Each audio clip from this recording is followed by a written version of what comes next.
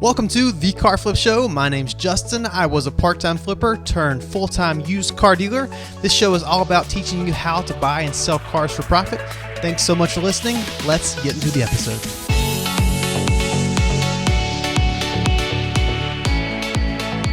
This is episode 8 of The Car Flip Show. Glad you're here today. We're going to be looking at two things specifically today. One, how to negotiate properly. Is there a best way and how do I do it? And then secondly, we're going to look at the importance of potentially finding a mentor, having someone that could give you guidance that's kind of gone ahead of you. For me, that mentor person was my dad. It was very helpful for me. So we're going to get into that after we talk about the negotiation standpoint. But just starting out, from a negotiation standpoint, it's very crucial in a lot of areas of life, whether you're looking to buy a car, whether you're buying a house, maybe you're married, negotiation plays a big part in wife wants to do one thing, you want to do another. If you can finagle things where you're both happy at the end of the day, that's a positive thing, because a lot of folks think of a negotiation as I win, they lose. And a successful negotiation is you both win. So that's the way I like to go about looking at it from a car flipping standpoint. Obviously, my main goal is for me to win. If the other person does, that's a plus. So, for example, a lot of folks don't like the term lowballing, and we'll get into this in a moment, whether that's a viable option, whether you should look at doing that or not. A lot of folks just don't like the idea of it. Someone's asking $6,500 and you offer $4,000. A lot of folks don't like the feeling of that. They don't like the emotions involved in it. They don't like what the other person would think about them because they offered such a low price.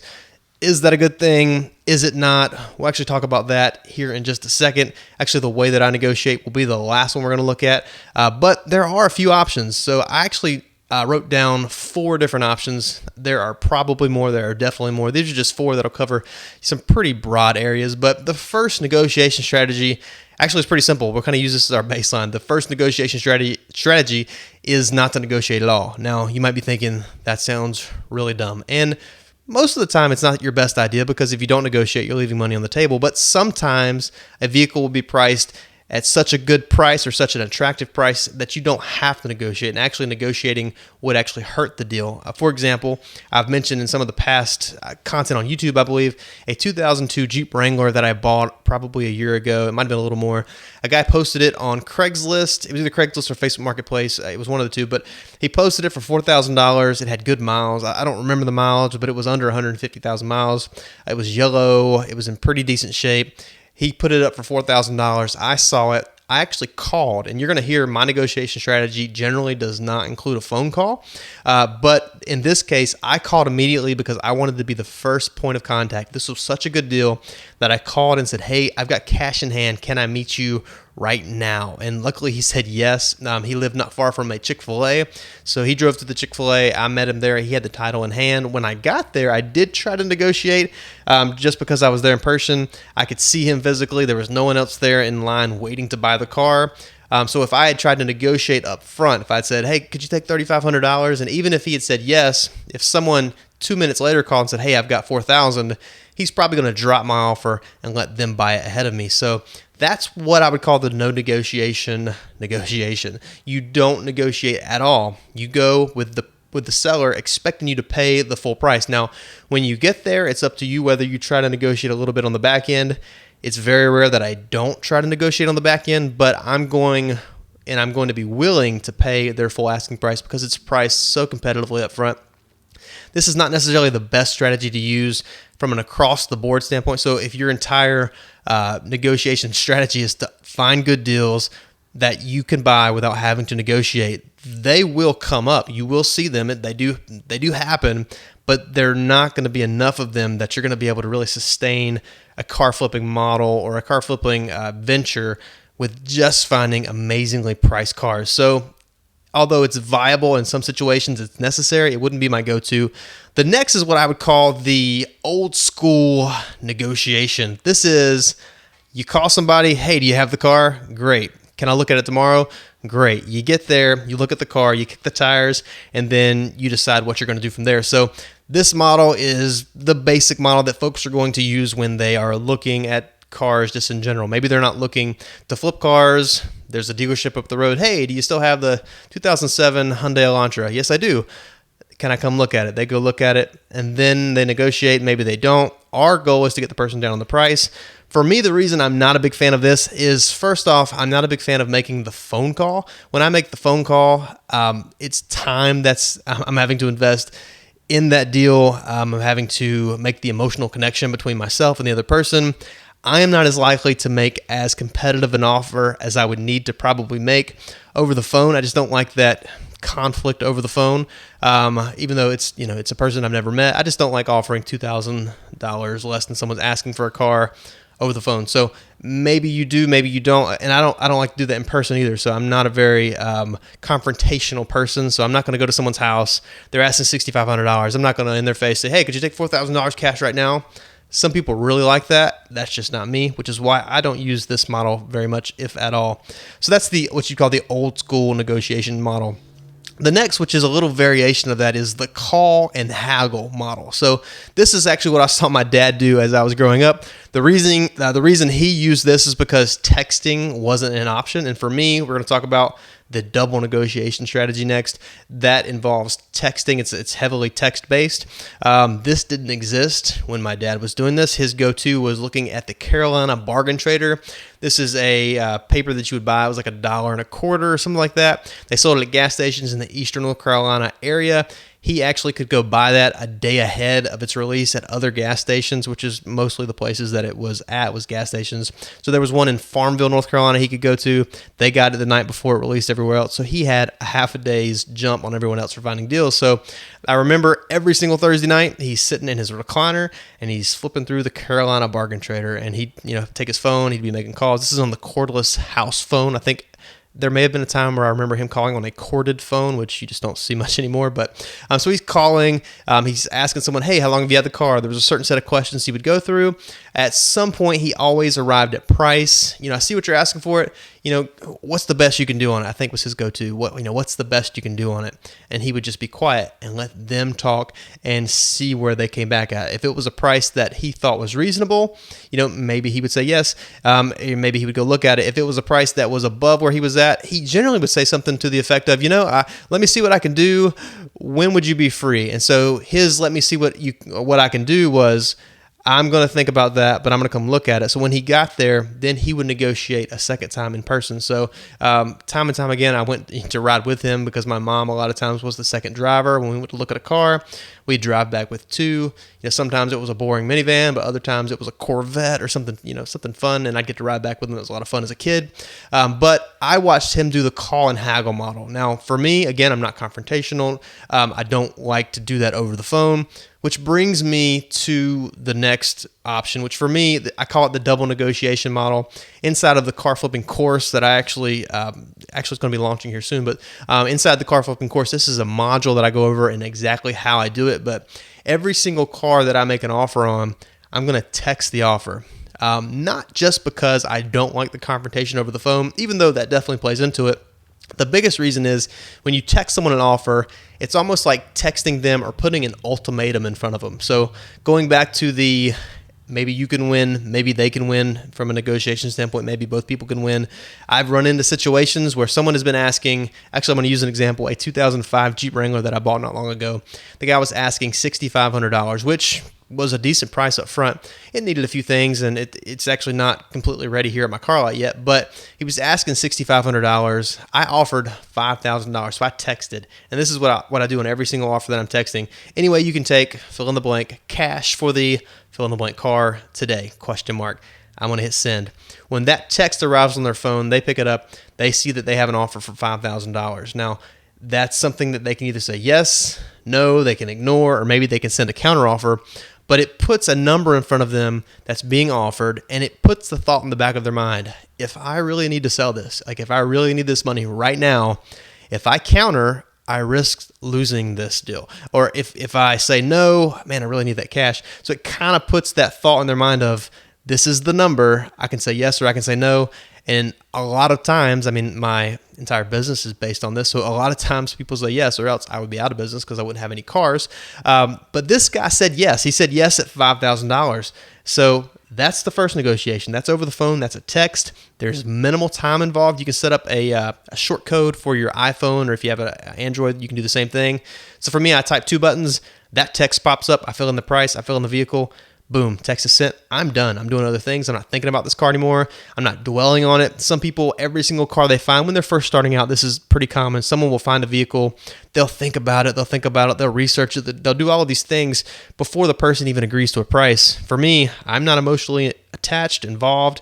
It's just a vehicle that I potentially could make money on. So when I send the offer, I'm done. I'm out until they respond to me. Now, if they say no, I would send a separate text. I get into that in the course on the exact stuff that I would send after to follow up. But my goal is to put that number in front of them, to set that ultimatum that hopefully they'll say yes. This guy did say yes, and so I actually was able to look at it the same day. I texted him before lunch. He wasn't free until that afternoon, so after 6, my wife and I drove to go look at the car. This is before time had changed, so we're in the summer as I'm recording this right now of 2018. This was before time changed, so when we got there after 6, it was dark, so I had a flashlight with me. I'm looking over the car. I found a few things that weren't mentioned in the ad, and so my second negotiation started out with, hey, is there any way, there's a few things I'm seeing here. This is, it's a nice car. I always preface that, if I'm interested in it, it needs to be at least somewhat of a nice car. So I want to point out some positive things. Man, I really like the wheels you put up there. Those lights are really neat. Point out a few things. And they say, but, I really wasn't expecting the seat to be ripped. And that was a real thing on this vehicle. There was a step on the passenger side that was a little loose. There was a dent, actually had a little bit of rust in it on one of the fenders, a few things that he just hadn't put in the ad. And so I said, I've got this, and this. It's going to cost me this much to do the seat. The fender's going to have to be replaced. And I don't know what I'm going to do with that step yet. Could you do $4,500? And then I'm quiet. And then I let them talk next, because in a negotiation, when someone puts forth an offer, it's there's a business term for it, I think, but the first person to talk generally loses. And so I say, could you do $4,500 cash right now? And then I just don't say anything, and I let them talk next, because a lot of people will generally want to be agreeable, and if they can do it, sometimes they will. This guy ended up doing it because he had to have the cash. I forget the reason. He told me after he signed the title over to me, like there was something he had to have cash the next day. If he didn't have this cash, there were going to be big problems, which for me, that's a win-win. I got the vehicle I needed for the price I needed, and he got the money he needed that day to pay the bill he had coming up the following day. So for me, that's a win-win. Hopefully it worked out well for him. Either way, I have a nice 2005 Jeep Wrangler on my lot that I'm going to be doing pretty well on once we get it ready. I've got a computer issue we got to figure out, but once that's done, we're good to go on that one. So that's what I call the double negotiation model. It's texting an offer up front, and then once you get there, you can negotiate again. It's very similar to the call and haggle model. You're going to call, spend the time, and you're going to make an offer maybe over the phone or let them tell you what they can do, and then you're going to get there and do the same thing. I prefer the double negotiation model because that Jeep Wrangler wasn't the only vehicle I made an offer on. I made an offer probably on 10 vehicles in that sitting, so there's 10 offers that just went out. It's kind of like if you're fishing with one pole, you can catch maybe one fish every now and then, but if you have 10 poles off each side of the vehicle, or each side of the boat, you would be able to catch more fish because you've sent out more lines and more lures. That's kind of the process when I'm texting offers. I'm going to text out in a flurry and see what comes back. This is the one that's stuck, and this is the one that I have right now, actually, that we're working on. So the double negotiation model is, for me, my go-to model. And the reason that I do that, the reason that I have this model is because I was able to watch my dad. I had the privilege or the ability to sit there and watch my dad. And I do consider that a privilege. I wouldn't be where I am today. I wouldn't be as successful as I am in this business if I hadn't been able to look over my dad's shoulder, for all the time I was there at the house, watching him do this day in, day out. It was something he took from doing a couple at a time to actually now he runs his own used car dealership, has a really successful business across the state from me. But maybe you don't have that. And if there is at all possibility that you can watch or work behind somebody that's done this. So I talked in the beginning of, what should you do or who should you look for as a mentor? If there's someone that that does this, do anything you can to pick their brain. If they're going to buy a vehicle, see if you can ride with them just to be their driver for free. Maybe someone that has a used car dealership. See if you can just come and ask questions, hang around for a little bit. See if you can pick their brain and, how did you start out? What do you do when this happens? If this happens, what do you say? Those are very helpful things that it's really hard to put a price on as far as the value of it, because a lot of the things that I do from a car flipping standpoint, for me, they're just second nature. Like when one thing happens, I do the other. And I don't think about it. And when someone responds one way to a negotiation or when I make an offer, I just immediately know what to say because I've been doing it my entire life. And the time I wasn't doing it, I was watching my dad do it. So you might be thinking, well, I don't have, there's no one that I know that does this. I don't know anyone that owns a dealership. I don't know anyone that flips cars. Like, I've seen a few people do it. It seems like something that I would be good at if I could just watch someone or have someone's guidance in doing that. And that's exactly why I've put together thecarflipcourse.com. This is actually an online course. You can go at your own pace. If there's not that person for you that you can watch and follow behind, I've basically taken everything out of my brain that I can think of and put it inside this course. There's negotiation strategies. There's my entire process. Everything that I do on every single flip is inside the course. So that's the most meat is the content. There's everything that I do flipping wise put inside there. It's a video basis, me in front of a camera, actually in this room, teaching you through the process. The next part of the course is the community aspect. Now, actually, on this podcast, this episode you're listening right now is episode number 8. From a podcasting standpoint, that's above the norm. The average podcast, if you were to take all the podcasts that have been recorded, most don't get past episode number 7. And the reason I was able to do that is because there are other people that I know that do what I do, and I am associated with them, and they encourage me, and I encourage them.